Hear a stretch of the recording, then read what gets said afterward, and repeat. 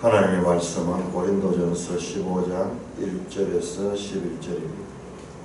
형제들아, 내가 너희에게 전한 복음을 너희에게 알게 하노니 이는 너희가 받은 것이요 또 그 가운데 선 것이라. 너희가 만일 내가 전한 그 말을 굳게 지키고 헛되이 믿지 않았으면 그로 말미암아 구원을 받으리라. 내가 받은 것을 먼저 너희에게 전하노니 이는 성경대로 그리스도께서 우리 죄를 위하여 죽으시고 장사 지낸 바 되셨다가 성경대로 사흘 만에 다시 살아나사 게바에게 보이시고 후에 12 제자에게와 그 후에 500여 형제에게 일시에 보이셨나니 그 중에 지금까지 대다수는 살아있고 어떤 사람은 잠들었으며 그 후에 야고보에게 보이셨으며 그 후에 모든 사도에게와 맨 나중에 만삭되지 못하여 남자 같은 내게도 보이셨느니라. 나는 사도 중에 가장 작은 자라. 나는 하나님의 교회를 박해하였으므로 사도라 칭함받기를 감당하지 못할 자니라. 그러나 내가 나 된 것은 하나님의 은혜로 된 것이니 내게 주신 그의 은혜가 헛되지 아니하여 내가 모든 사도보다 더 많이 수고하였으나 내가 한 것이 아니요 오직 나와 함께 하신 하나님의 은혜로라. 그러므로 나나 그들이나 이같이 전파하매 너희도 이같이 믿었느니라. 하나님 아버지 은혜를 감사합니다. 계속되는 하나님의 말씀들 공급해 주시니 감사합니다. 잘 깨닫게 하여 주옵소서. 예수님 이름으로 감사하니 기도드리옵나이다. 아멘. 자, 15장을 우리 읽었는데 15장 내용을 들어가기 전에 우리 어제 14장 후반부에 조금 소홀히 되어서 다시 한번 짚고 15장으로 넘어가겠습니다. 14장 26절부터 이제 모임, 그러니까 2장에서 14장까지는 교회 안의 은사 문제를 다루는데 이제 마지막에는 그 모임 가운데서 그 은사들을 어떻게 활용할 것인가, 특별히 이제 방언과 예언의 은사자들, 그러니까는 이 봉사하는 거라든지 능력 행하는지 믿음이라든지 뭐 이런 은사들은 이제 이 말로 하는 게 아니고요, 이 예언이나 방언은 말로 하는 거예요. 그렇기 때문에 이 모임에서는 이런 것들이 두드러지게 나타나게 되죠. 그래서 이 예언과 이 방언은 이 교회 집회에서 다른 사람들에게 많은 영향력을 끼치는 그런 은사입니다. 그래서 이 모일 때 이 오늘날처럼 찬송도 하고 또 말씀도 선포하고, 그 다음에 그 초대교회 사도들 시대에는 우리하고 지금 다릅니다. 직접 하나님께서 사도에게 말씀을 주셔서 예언할 수 있는 그와 같은 계시, 그 다음에 방언도 있고 통역함도 있었다. 어떤 사람은 막 갑자기 그 방언으로 그렇게 말을 하고, 그러면은 그 방언을 통역하는 그와 같은 역할을 하는 은사를 받은 자도 있었다. 자, 이 모든 것은 덕을 세우기 위하여 하라. 26절 나옵니다. 자, 이건 우리가 계속 나오는 거죠. 3절, 4절, 5절, 12절, 17절. 아니, 더 거슬러 가서 8장에서도 지식을 구하되 사랑으로 덕을 세우라.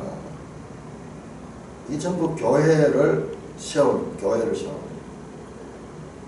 덕을 세운다는, 사랑으로 덕을 세운다 하는 말은 전부 교회를 세우는 것을 말합니다. 그리고 이런 각각 은사들, 그리고 이와 같은 이 모임에서의 그런 행위들은 교회의 덕을 세우기 위해서 해야 된다. 27 만일 누가 방언을 말하거든 두 사람이나 많아야 세 사람이 차례를 따라 하고 한 사람은 통역하라. 만일 이런 것들은 방언을 하게 될 경우 반드시 어떻게 해야 되냐? 통역이 있어야 된다. 그리고 방언도 중구난방으로 하지 말고 한 사람이 먼저 하고 그 다음에 두 사람, 세 사람, 많아야 세 사람 전부 다 막 이렇게 하면 모임 시간에 너무 막 이 사람도 하고 저 사람도 하게 되면은 그게 혼란스러우니까 두 사람 정도 또는 세 사람 정도 최소한 그렇게 하고 그리고 반드시 통역하는 사람이 있을 적에 그렇게 해라. 통역을 한 사람이라. 만일 통역한 자 없으면 교회에서 잠잠하고 자기와 하나님께 말할 것이요. 통역한 자가 있으면 교회 모임에서는 하지 말라는 거예요. 자기와 하나님께 말할 것이요. 그러니까 이 방언은 혼자서 기도하는데 아주 유익한 거예요. 혼자서 스스로 그러나 이 공동체가 모임을 가질 때는 그것이 통역하지 아니하면 그것은 하지 마라 그렇게 말씀합니다. 29절 애언한 자는 둘이나 셋이 말하고 마찬가지로 애언하는 자들도 자 애언이 어제도 계속 말씀드렸습니다만은 그냥 앞날에 대한 그런 이 애언만을 생각하는데 그게 아니고 이 애언이 뒤에도 나옵니다. 애언이 가르치고 그리고 배우고 그리고 하나님의 말씀을 깨닫는 그것을 31절 너희는 다 모든 사람으로 배우게 하고 모든 사람으로 권면받기 위하여 하나씩 예언할 수 있다. 자 예언이 가르침이 있는 거예요. 가르침. 그리고 그들의 신앙을 바로 세우는데 이 권면을 하는 그런 내용들이 그 속에 들어있습니다.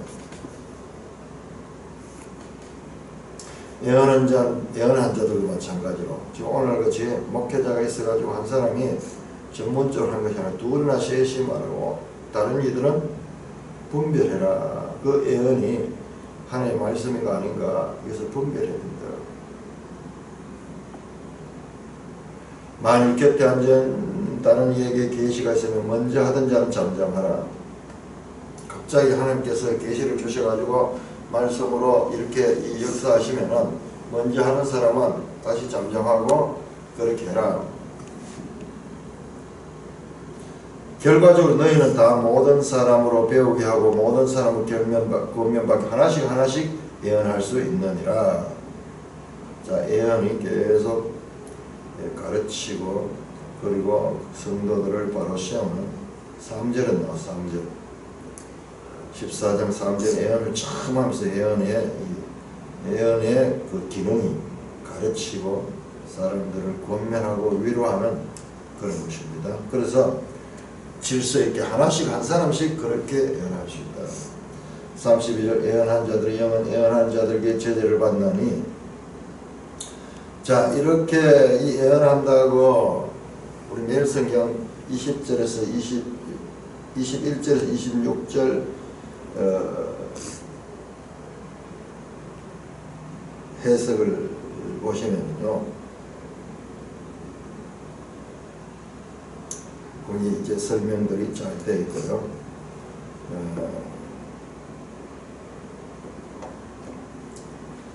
이 고린도 교회 안에 우리가 이 배경을 보면요, 되게 그 신비주의적인 열광적인 신비주의적인 그런 그것을 추구하는 그런 성도들이 있었습니다.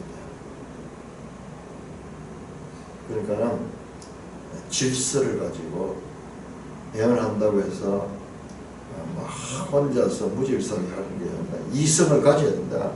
무아지경이 아니고 자 우리 이 기독교의 이 계시는 무아지경이 아니에요.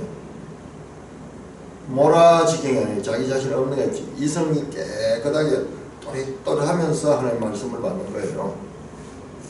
그러니까 이방 종교에서 하는 그런 무아지경의 황홀경에 자기 자신을 맡기는 그것이 아니다는 거예요. 예언한 자들의 영은 예언한 자들에게 제재를 받아야 돼요.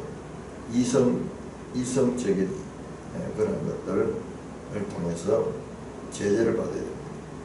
예언한다고 무아지경에서 모든 것을 무시하고 공족 앞에서 이렇게 들어가는 것은 그것은 하나님의 영으로 하는 것이 아니다. 33절 하나님은 무질서의 하나님 아니시오 오직 화평의 하나님이시다. 여기서 화평은 전체가 서로 이렇게 화합되는 그런 관계를 말합니다. 모든 성도가 교회에서 함같이 여자는 교회에서 잠잠하라. 자 보세요. 여자는 교회에서 잠잠하라가 아니고 그 앞에 33절 후반절 모든 성도들이 교회에서 걸하듯이 여자도 교회에서 잠잠하라 이 말이에요. 이게 문맥을 놓쳐버리면 또 오해를 하게 돼요. 여자는 교회에서 잠잠하라. 그러니까 여자는 입 띄지 마세요. 그런 뜻이 아니고 모든 성도들이 교회에서 잠잠하듯이 여자들도 그렇게 한다. 자, 한번 우리가 배경을 한번 생각해 봅시다. 자, 오늘날과 또 다르고 이 초대교회 참 교회가 생겨가지고 은사를 가진 자들, 특별히 예언자들, 방언자들이 있어가지고 막 하는 감동을 하니까는 그 말을 막 하는데 그 이제 질서를 가르치잖아요. 막 이 사람 저 사람 중구난방을 하지 말고 순서를 따라하고 질서를 가지고 해라. 그걸 가르치잖아요.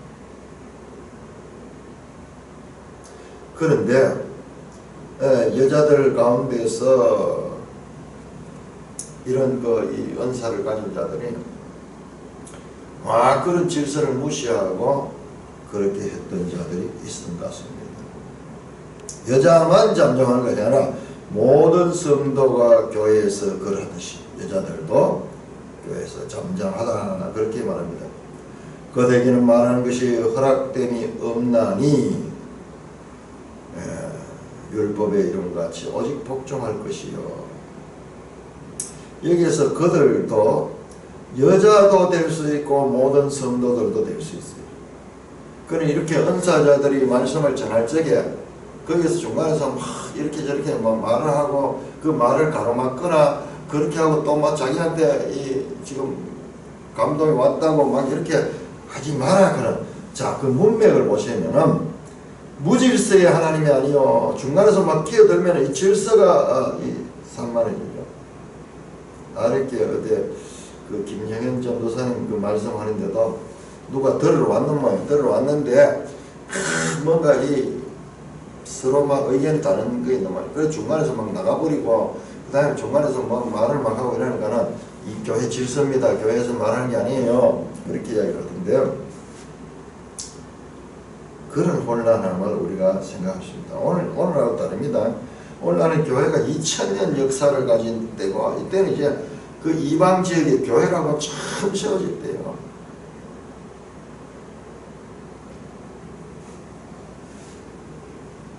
율법의 이름과 같이 복종할 것이요. 자, 율법에 뭐라고 이러는데 여자가 복종해라는 말인가? 자, 이 말씀이 무엇인가? 구체적으로 율법하는 이 구약 성경을 가르치거든요. 그 뭔가 토라 모세 오경. 그래서 창세기 3장 16절 말씀일 것이다. 그렇게 생각이 됩니다. 자, 이게 중요한 거예요. 자, 우리 앞에서 또 여자 문제 나올 적에 계속 창세기 3장 16절에 대해서 15절, 16절 창세기 3장으로 가게 됐는데 지금 이건 근원이거든요. 하나님께서 남자와 여자를 만드셨고 둘이 한 몸을 되게 하셨는데 그런데 3장에 가서 여자가 뱀에게 미혹을 당해서 타락하게 됩니다. 남편까지 타락하게 됩니다.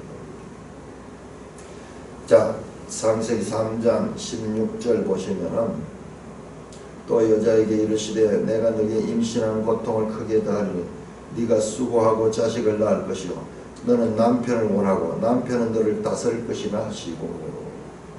여자가 남편을 원한다는 것은 남편을 지배하려고 그래요.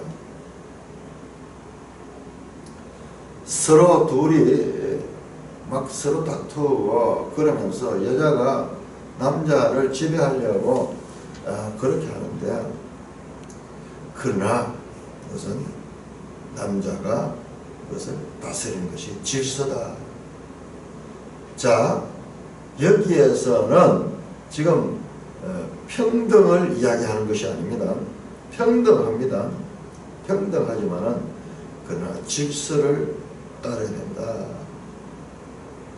바울 사도가 딴 데에서 또 그 이야기할 때 여자가 먼저 속임을 당했다.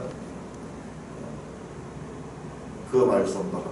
그러니까 이게 아주 여자 남자 문제가 나올 때 이거는 근원적인 그 창조 질서와 그 타락의 연관이 되어 있다는 것을 알게 됩니다.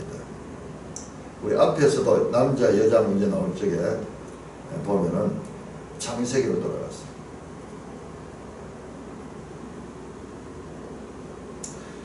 만일 무엇을 배우려든 집에 가서 남편에게 물을지니 여자가 교회에서 말하는 것은 부끄러운 것이라. 여자들이 지나치게 뭔가 이 교회를 혼란케 했던 자들이 있었다는 것을 우리가 암시받을 수가 있습니다. 11장입니까? 우리 11장 한번 돌아보고요. 11장도 마찬가지예요. 자, 우리 이걸 잘 알아야 됩니다. 사도 바울은 어마어마한 혁명적인 여자에 대한 가르침을 교회에게 전했습니다. 자, 갈라디아서 3장 우리 한번 찾아볼까요? 오늘날 관점에서 이렇게 보니까는 지금 우리가 오해가 되는데 남존여비 사상이 그렇게 강할 적에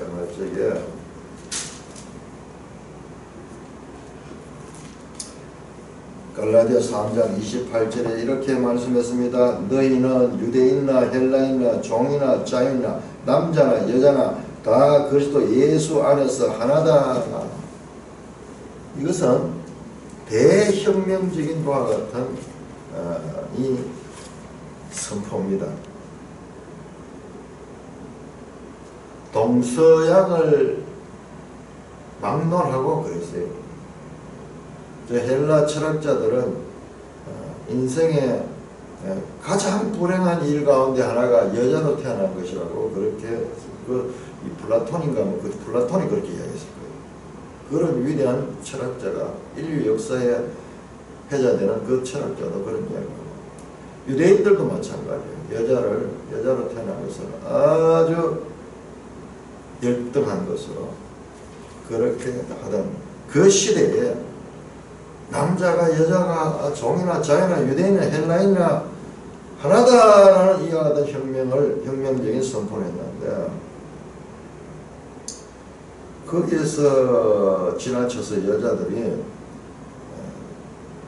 너무 앞서 나가는 그런 경우가 있기 때문에 이런 말씀을 하고 있다. 자, 우리 고린도 전서는 지금 하나님께서 남자와 여자의 역할을 말하는 것이 아니고 그리고 은사를 설명하는 것이고 은사가 무엇인가를 설명하는 그런 논문이 아니고 지금 교회 안에서 일어난 그와 같은 문제들에 대해서 지금 말씀하면서 그것을 교정하는 가르침을 하고 있다는 것을 우리가 놓치지 말아야 됩니다.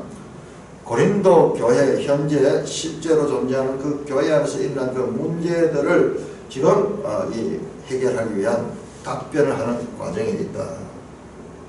그러니까 구체적으로 말씀하고 있지 않지만 여자들이 교회에서 너무 말이 많고 그리고 질서를 흩트리는 그런 이들이 있었던 것을 우리가 감지할 수가 있습니다.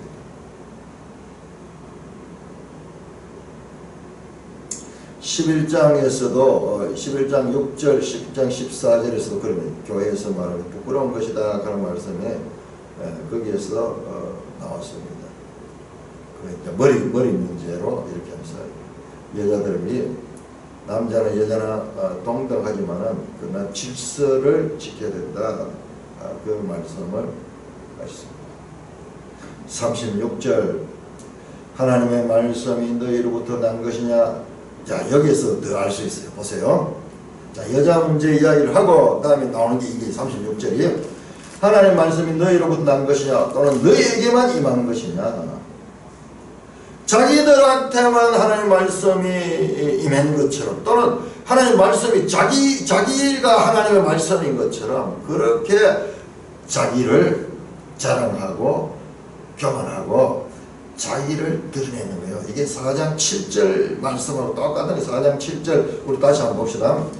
4장 7절과 4장 8절이 이 고린도 교회를 이해하는데 아주 중요한데 4장 7절이 보니까는 누가 너를 남달리 구별하였느냐 내게 있는 것 중 받지 않은 것이 무엇이냐 네가 받았은지 어찌하여 받지 않은 것이 자랑하느냐 너희가 이미 배부르면 이미 풍성하며 우리 없이도 왕이 되었도다.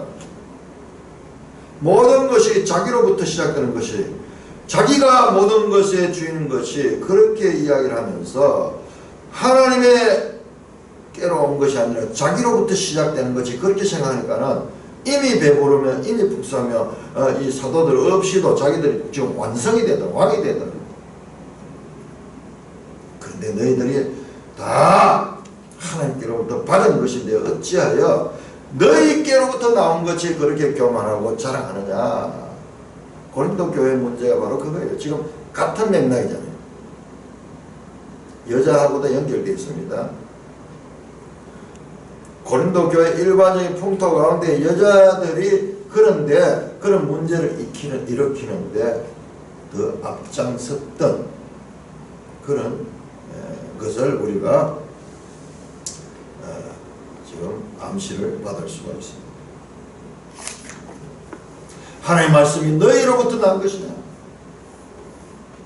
왜 너희가 스스로 그렇게 자기를 드러내냐. 또는 너희에게만 임한 것이냐. 하나님의 말씀이 너희에게만 아니다. 하나님의 말씀이 이 공동체 가운데 하나님께서 역사하신 것이다. 그러니까 교만하고 자랑하고 그러니까 앞에 나오는 무질서의 하나님이 아니다 하는 말은 무질서하다는 뜻이에요. 지금 고린도 교회가 무질서하다는 거예요. 그 무질서함에 여자들이 앞장서서 그와 같은 이 무질서함을 일으키는 그런 일이 있었다는 것을 암시받을 수가 있습니다. 37절 만일 누구든지 자기를 선지자나 혹은 신령한 자로 생각하거든 내가 너에게 편지하는 이 글이 주의 명령인 줄 알라. 그런 고린도 교회는 자기가 신령하다, 자기가 선지자다 이렇게 한 자들은 이 말씀이 지금 바울이 전하는 이 말씀이 주의 명령인 줄 알고 이 말씀을 기준으로 삼아라. 바울의 그냥 권면, 바울의 생각, 바울의 뜻이 아니고 주의 명령이다. 주의 명령은 이거는 본질적인 거다. 38절이 좀 난해한데요. 38절 만일 누구든지 알지 못하면 그는 알지 못한 자니라. 이게 무슨 말이에요? 자, 이게요. 8장 2절 3절 봐봐요. 8장 2절 3절.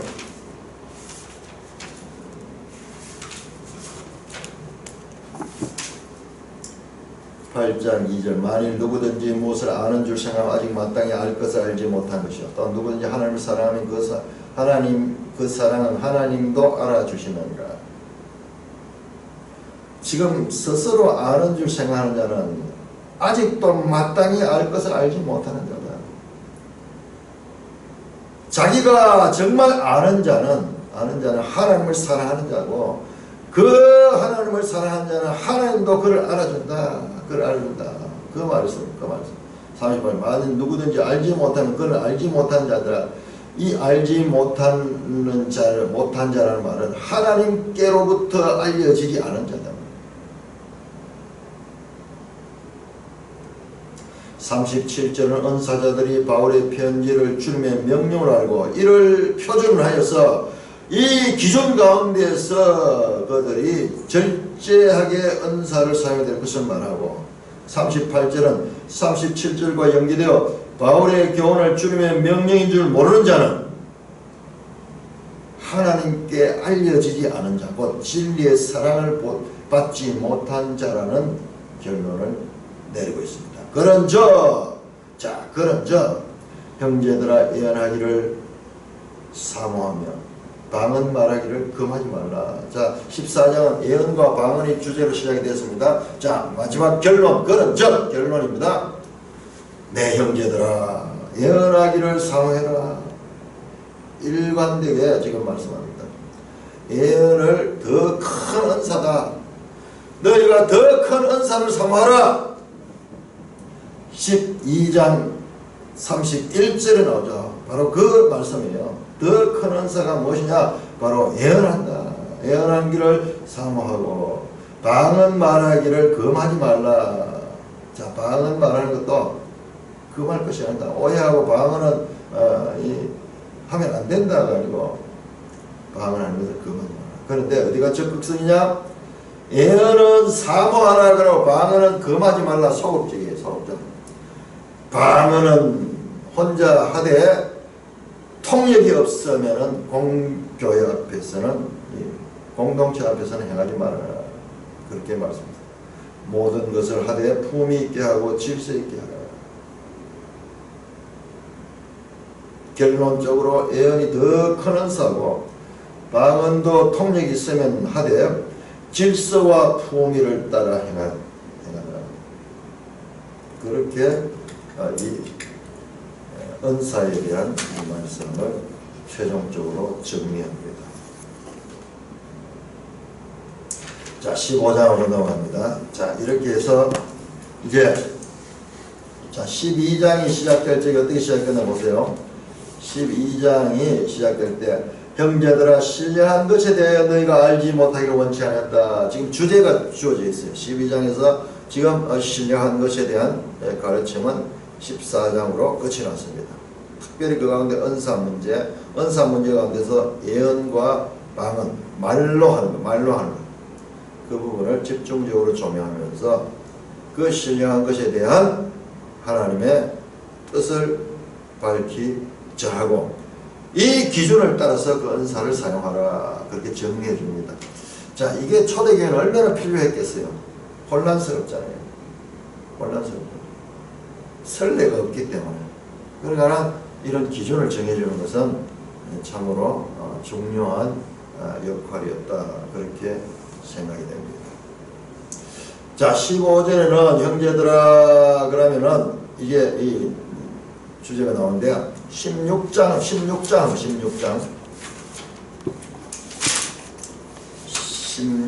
15장은 아주 이 내용 깁니다. 15장은 58절까지인데 16장 1절 성도들의 연보에 대하여는 내가 갈라디아 교회와 같이 이 주제가 다시 연보 주제로 다시 나옵니다. 15장은 내가 부활에 관하여는 하는 말씀은 없어요. 그렇지만은 15장 12절 12절 그리스도께서 죽은 자 가운데서 다시 살아나셨다 전파되셨거늘 너희 중에 어떤 사람들이 어찌하여 죽은 자 가운데 부활이 없다 하느냐. 고린도 교회 안에서 부활이 없다 하는 그런 사람들이 있었습니다. 그래서 사도 바울은 고린도 교회에 부활 불신의 그런 신앙하는 자들을 향하여서 부활에 관하여 바른 교훈을 전하고 있습니다. 아주 중요한 내용이죠. 형제들아 내가 너에게 전한 복음을 너에게 알게 하노니 이는 너희가 받은 것이요 그 가운데 전한 것이라. 자, 여기 보세요. 자, 우리가 복음이 어떻게 돼야 되냐. 이게 복음이 대통이 있어요. 대통.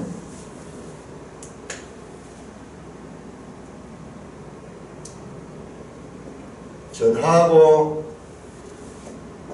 받고 수용합니다. 자, 처음 이 말씀이 전한 것은 예수님께서 전했습니다. 그래서 그 받은 것을 먼저 받게 되겠죠.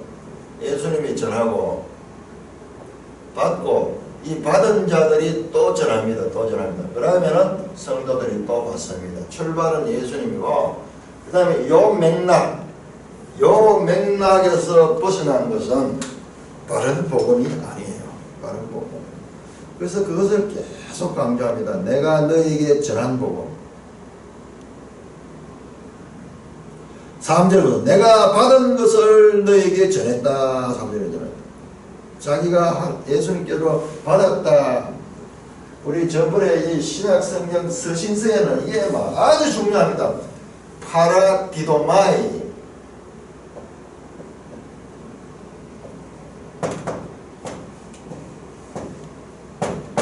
파라디도마이. 요거예요. 요거 받은 대로 요것을 전해주는 거예요. 전해주는 거예요. 요거 우리 알아놔야 돼.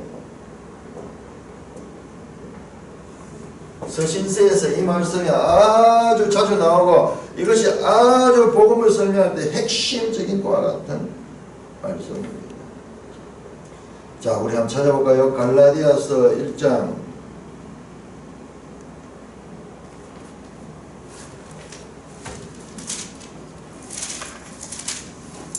갈라디아서 1장 11절 12절.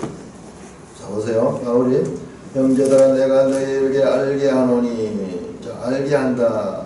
기노시스.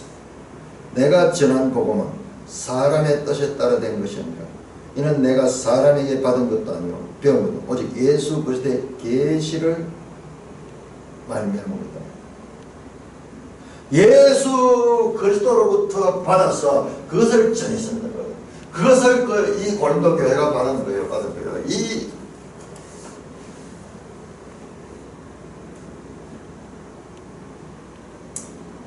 자, 로마서 1장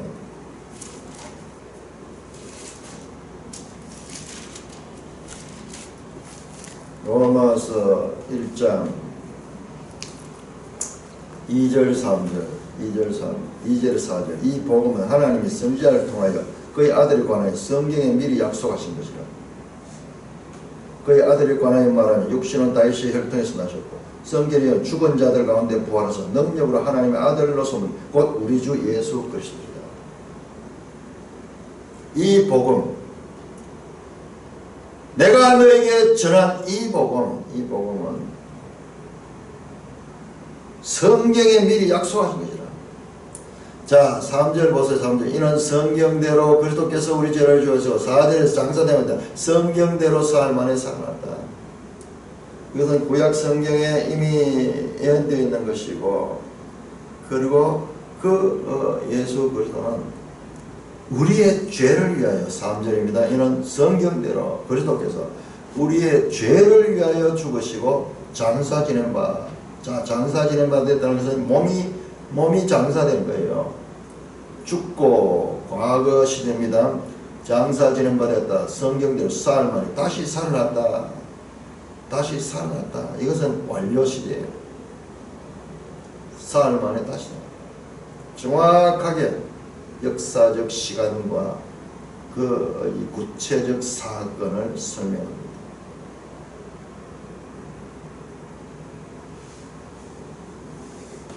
이것이 내가 너에게 전한 복음이다.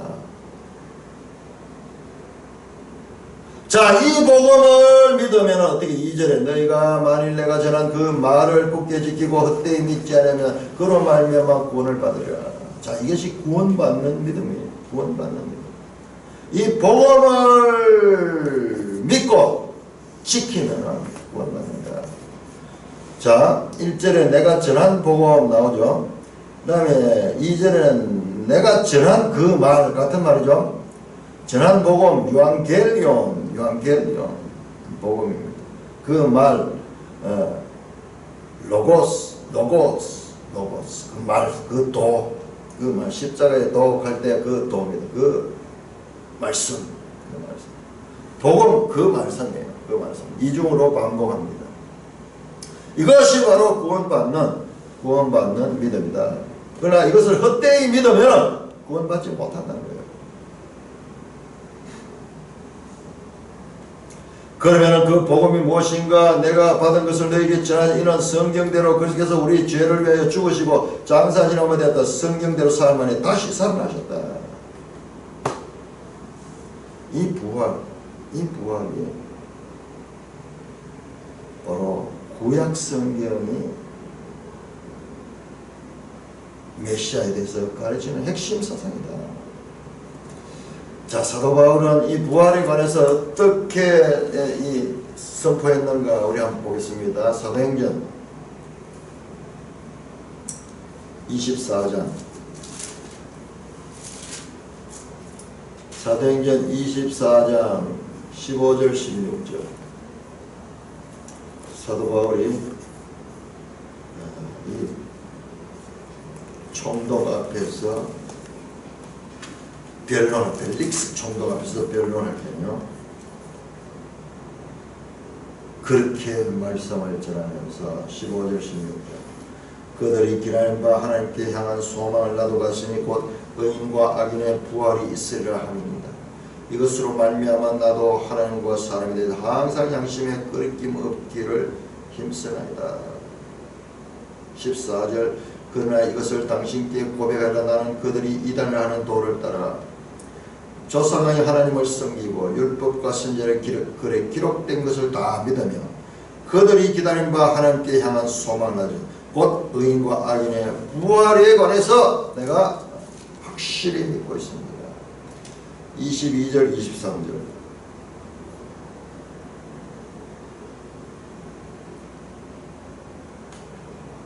벨릭스가 이 도에 관한 것을 더 자세히 아는 거로 연기하여 이르되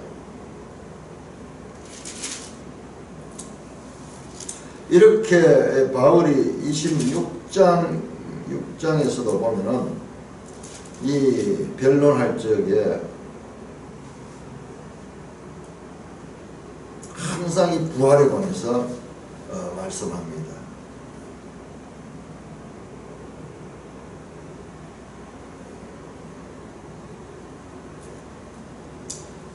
(26장) 6절 이제도 여기 서서 신문을 받는 것은 하나님이 우리 조상에게 약속하신 바라는 까지 이 약속은 우리 12지파가 밤낮으로 간절히 하나님을 받들어 섬김으로 얻기를 바랍니다. 아그리빠 왕이여 이 소망으로 말미암아 내가 유대인들이 고소를 당한 것이니 당신들은 하나님을 죽은 사람을 살리심을 어찌하여 못 믿을 것이로 여기시나이까. 반드시 하나님은 부활하시는 부활의 하나님이시다. 그리고 예수 그리스도도 죽었다가 부활하셨다. 우리가 그 소망을 가지고 있다. 사도 바울은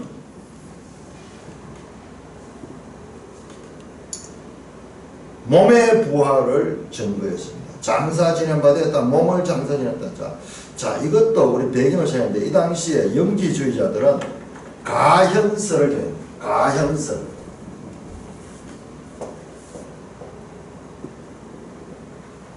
이것도 헬라 사상과 헬라 사상은 이원론. 영은 정신세계는 귀하고 그 다음에 육체 물질계는 악하다. 이건 선하고 이것은 악하다는 이와 같은 이원론 사상을 가지고 있었습니다. 그래서 극단적인 두 철학 사상이 나오죠. 스토익파. 그러니까는 이 물질계는 악하고 더러운 것이기 때문에 이거는 절제해야 된다. 금욕해야 된다. 아니다. 그 더럽고 악한 것은 아무 의미 없으니까 이건 내 마음대로 써야 된다. 쾌락주의. 이 두 가지가 다 이 같은 사상입니다. 전혀 현상은 다르지만은 그 사상의 원리는 같은 육체와 물질을 더럽게 보는 거예요. 그래서 이 영지주의자들은 어떻게 하냐. 예수님이 십자가에 돌아가시는 거 어떻게 하나님의 아들이 죽을 수가 있는가. 그들은 하나님의 아들이 성육신조차도 믿지 못합니다. 그가 이 땅에 온 것은 그냥 가현이다. 가현. 실제 몸과 이 살과 피를 가진 이 물질로 온 것이 아니라 물질의 모양처럼 영이 가짜로 그렇게 존재했을 따름이지. 이 사상을 기초에 있으면 이게 있을 수 없거든요. 성육신이 있을 수 없거든요. 인카네이션, 성육신이 있을 수 없거든요. 그래 그들이 가지고 있는 사상에다가 이 성경을 끼 맞추는 거예요. 우리가 이런 일들이 얼마나 많은지 몰라요. 그래서 장사 진행 바 되었다가 성경대로 삶 안에 살아나셨다. 그 가현설 자들을 염두에 둔 표현이다.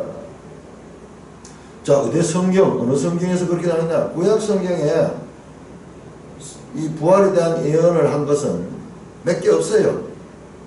다니엘서 12장이나 또는 이사야 26장 사망을 삼키리라 뭐 이런 말들 있는데 아니에요. 그런데 예수님은 그보다도 훨씬 많게 부활에 대해서 말씀했고, 사도들도 베드로도 이 베드로의 그 오순절 첫 설교에 보면은 우리 시편 그 16편 말씀을 갖다가 부활에 관한 말씀으로 그렇게 인용을 하거든요.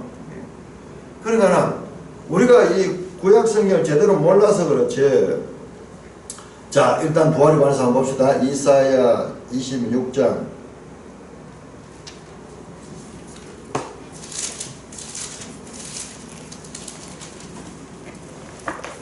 이사야 26장 19절입니다. 주의 죽은 자들이 살아나고 그들의 시체들이 일어나리이다. 티끌에 누운 자들아 너희는 깨어 노래하며 주의 이스라엘 빛나는 전이 땅이 죽은 자들을 내놓으리라. 확실하게 이 부활에 대한 그와 같은 이 말씀이 드러나 있습니다. 다니엘 12장도 한번 볼까요? 다니엘 12장.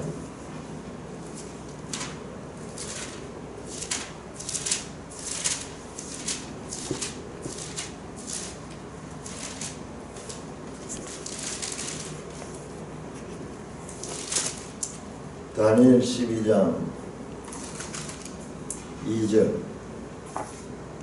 땅의 티끌 가운데 자는 자 중에 많은 사람이 깨어나 영생을 받는 자도 있겠고 수치를 당하여서 영원히 부끄러움을 당할 자도 있을 것이다. 자, 이런 것은 아주 정말 부활에 대한 직접적인 증거 본문들인데 그 외에는 별로 없는 것 같아요. 자, 그런데 시편 16편 8절에서 11절 이 말씀을 사도행전 2장에서 인용하시며 베드로는 이것도 주님의 부활에 관한 말씀이라고 그렇게 해석하고 있고요. 예수님은 마태복음 22장 31절 32장 자, 마태복음 22장 예수님 성경 해석이 우리가 보지 못하는 겁니다.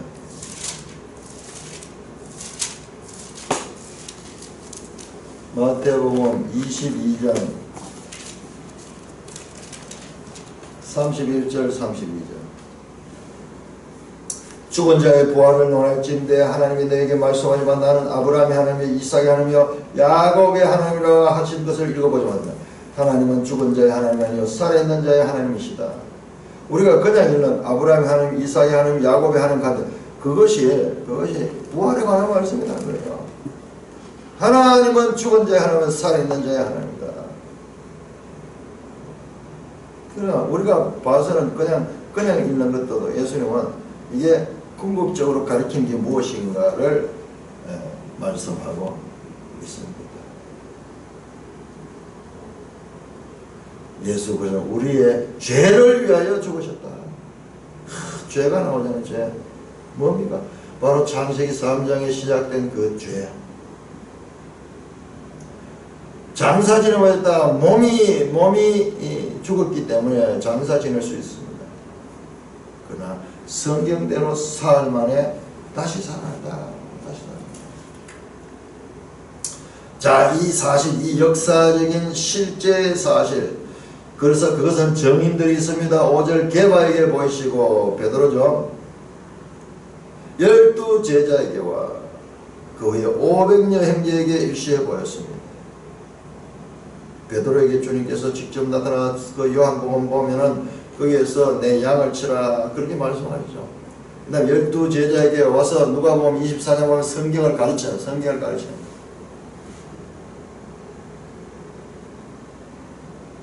그 후에 500여 형제에게 일시에 보였나니 이 500여 형제는 사도행전 1장에 보면은 그때 주님이 성천하시기 전에 많은 사람들이 모여있어요.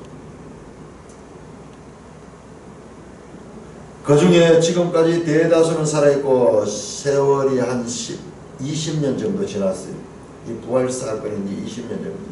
그러니까 어떤 사람들은 젊었던 사람들은 살아있고 그 당시에 나이 많은 사람들은 죽었어요. 어떤 사람은 잠들었으면 죽었다는 겁니다. 대다수 살아있다.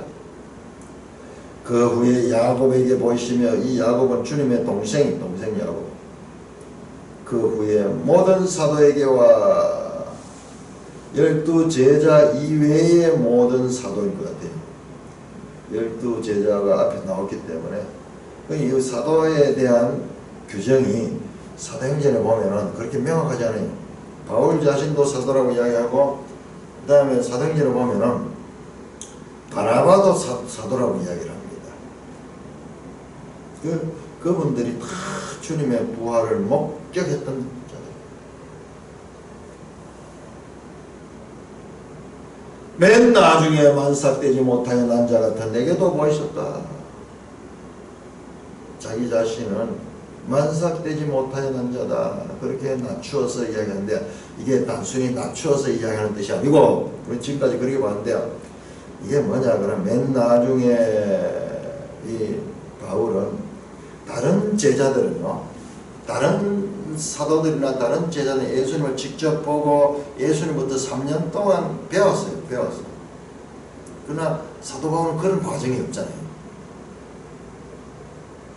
어머니 뱃속에서 10달 동안 자라가지고 출생을 해야 되는데, 사도 바울은 그렇게 하지 않고, 사도 바울은 과연 부활하신 예수님을 봤는가? 보지 못했어요. 사도 바울은 예수님은 부활하시고 성천하신 후에 사도 바울은 그 예수님을 믿게 됐어요. 그런데 보지 못했어요. 다메섹 도상에서 나타난 예수님은 부활하신 예수님이라고 볼 수 있습니까? 부활하시고 성천하셔서 보좌 우편에 앉아 계신 분이 오신 거예요.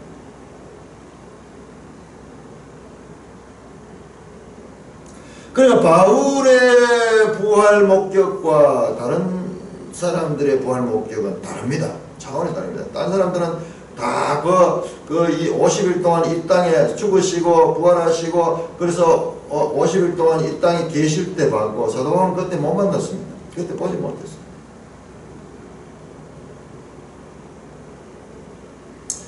그러나 바울은 자신이 그 다메섹 사건이나 또는 삼천천에 갔던 그런 사건들, 이러한 것들을 부활의 주님을 본 것으로 말씀하고 있습니다. 몸으로 부활한 주님을 객관적으로 경험했다는 말씀입니다. 사울아 사울아 어찌하여 너가 나를 핍박하느냐. 예수님은 그럴 적에 내가 언제 핍박했습니까? 교회를 핍박하는 게 주님의 몸을 핍박하는 것이다. 그래서 사도 바울은 그 몸의 교회론에 있어서 몸의 비유는 이와 같이 그 자신이 아주 특별한 그와 같은 기억을 가지고 있어요. 자기는 교회를 박해했는데 그리스도는 어찌하여 너가 나를 핍박하느냐. 나를 그 부활의 주님, 부활의 주님. 성천하셔서 보좌 우편에 있지만 사도 바울은 특별하게 나타났어요. 부활의 몸을 가지고 그렇게 나와요. 이게 뭐지? 시간으로 맞지 않잖아요. 이게 뭐 어떻게 되지? 하나님 앞에는 시간과 공간의 의미가 무의미합니다. 우리 인생에게는 절대적이지만은 그냥 특별 계시를 통해 가지고 바울을 사도로 삼고, 바울은 성천하신 예수님이나 그럼에도 불구하고 과거로 돌아가 부활하신 예수님을 만날 수 있는 거예요. 시간의 앞뒤가 없어집니다. 하나님 앞에서는 시간 자체가 영원에 들어가는 개념은 과거, 현재, 미래의 개념이 아닙니다. 이거는 우리가 시간 속이기 때문에 이 개념 이상으로 우리는 생각할 수 없어요. 9절입니다. 사도 바울은 나는 사도 중에 가장 작은 자, 나는 교회를 핍박했으며 사도라 칭함받기를 감당치 못할 자입니다. 그러니까 이 말씀을 보면 이게 지금 다메섹 사건에서 만나는 것 같아요. 그 이야기를 저는 부활하신 예수를 만났다고 말씀합니다. 그러나 내가 나된 것은 하나님의 은혜 된 것이니 내가 주신 그의 은혜가 헛되지 않으며 내가 모든 사도보다 더 많이 수고하였으니 내가 한 것이 오직 나와 함께 하시는 하나님. 자, 지금 우리 바울서 시인을 보면서 우리 요 내용보다도 바울서 시인을 보면서 우리가 흔히 나타나는 현상이 이게 뭐냐 그러면 지금 부활 이야기를 하다 갑자기 자기 자신이 이야기하는 거예요. 자기 자신이. 이게 바울서 시인의 특징이에요. 이 맥락을 놓쳐버리면은 지금 우리가 놓치는데 9절 10절에 대한 9절 10절은 그 앞에 자기 자신 8절에 대한 설명이 8절에 대한 설명. 그걸 읽을 때 뜻을 알겠다. 요 갈로 속에 딱 쳐버리고 그러면은 이제 이 이야기 쉬운데 이게 이제 앞에 이야기를 하다가 갑자기 자기 자신에 대한 설명을 막 나오니까는 이야기 우리가 이 방향을 놓쳐버리죠.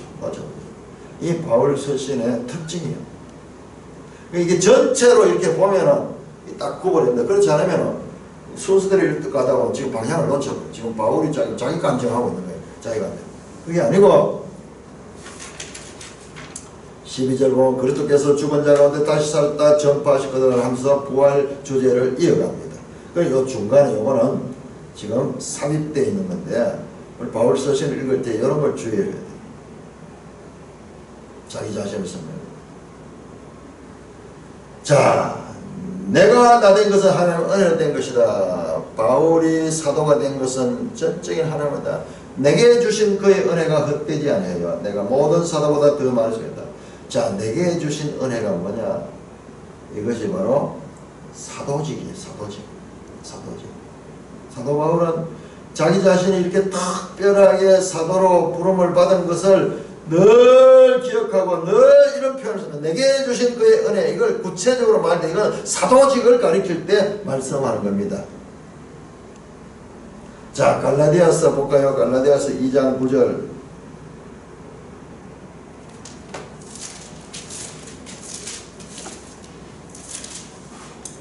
갈라디아서 2장 9절입니다. 또 기둥같이 여기는 야고보와 게바와 요한도 내게 주신 은혜를 알므로 자기를 사도로 불렀다는 거예요. 내게 주신 은혜를 알므로.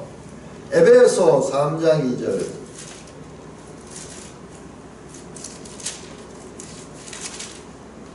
에베소 3장 2절. 너희를 위하여 내게 주신 하나님의 그 은혜의 경륜을 너희가 들으시겠다. 나를 특별하게 하나님께서 사도로 불러줬다. 3장 7절. 이 복음을 위하여 그의 능력의 역사하신 대로 내게 주신 하나님의 은혜의 선물 따라 내가 일꾼이 되었다. 자기가 사도가 되었다는 것입니다. 로마서 12장 3절.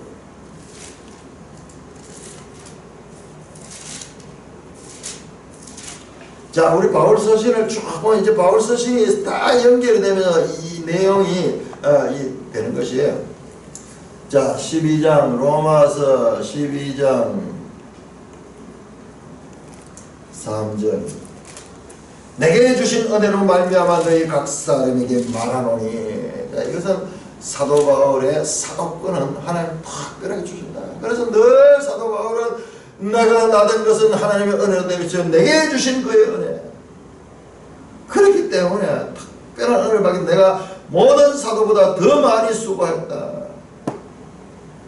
만삭되지 못한 자처럼 잉태되어 가지고 3년 동안의 공생애 동안 다니면서 그렇게 배워 가지고 제자들이 되었는데 바울은 그 과정이 없어요. 그래서 그 과정 없이 나왔으니까는 자기 자신은 그런 면에서는 열등한 존재다. 다른 사도보다. 그러나 하나님 특별한 은혜를 입어 사도가 되었고 그렇기 때문에 나는 많은 수고를 했다. 더 열심히 수고를 했다. 그러나 그것도 내가 한 것이 아니라 오직 나와 함께 하나님의 은혜다. 모든 것이 하나님의 은혜다. 그러면 나나 그들은 다 같이 전파하며 너희도 이같이 믿느니라. 그러니까 지금 나나 그들이나 지금 그들은 누구냐? 여기 나오는 게바부터 시작해서 야고보 그 다음에 500여 형제들 이런 사람들 그리스도의 정인들 그리스도의 정인 실제적으로 역사적으로 실제적으로 몸의 죽음과 그 몸의 부활을 경험한 나나 그들 이같이 전파했다. 뭘 전파했느냐? 바로 예수 그리스도의 부활을 전파했다. 그리고 너희도 이같이 믿었다. 이것이 바로 이 구원받는 믿음이다. 그런데 12절 가면은 그리스도께서 죽은 자 가운데 다시 살았다 하지만 너희 중에 어떤 자들이 죽은 자의 부활이 없다 하느냐 그러면서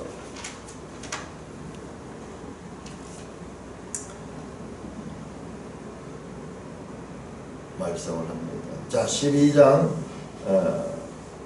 12절부터 19절까지 그냥 읽으면 돼요. 그냥 읽으면 됩니다. 자, 15장 12절부터 19절 이와 같이 자, 12절입니다. 그리스도께서 죽은 자 가운데서 다시 살아나시다 전파하시거늘 너희 중에 어떤 사람들은 어찌하여 죽은 자 가운데 부활이 없다 하느냐. 만일 죽은 자의 부활이 없으면 그리스도도 다시 살아나지 못하셨으리라. 그리스도께서 만일 다시 살아나지 못했으면 우리가 전파하는 것도 헛것이요 또 너희 믿음도 헛것이다.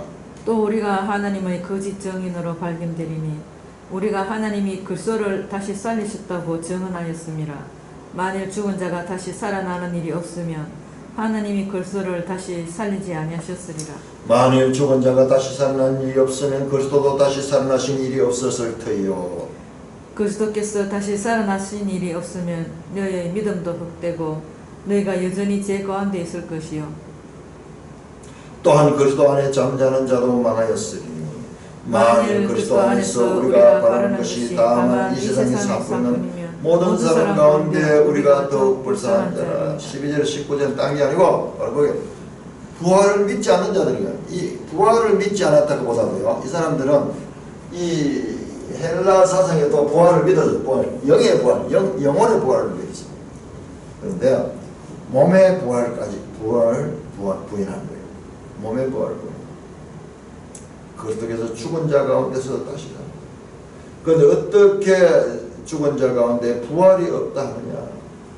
고린도교의 부활 불신 사상에 대해서 말하는데 만약 부활이 없다면 만일 다섯 번 걸쳐서 만일이라고 나오고 가정법이 나와가지고 이렇게 부활이 없다면 기독교가 성립되지 않는다.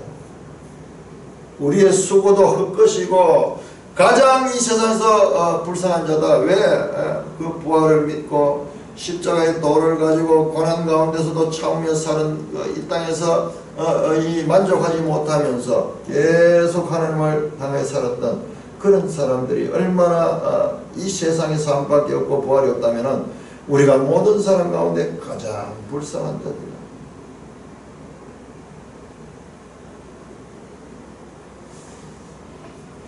바울은 가장 행복한 자였습니다.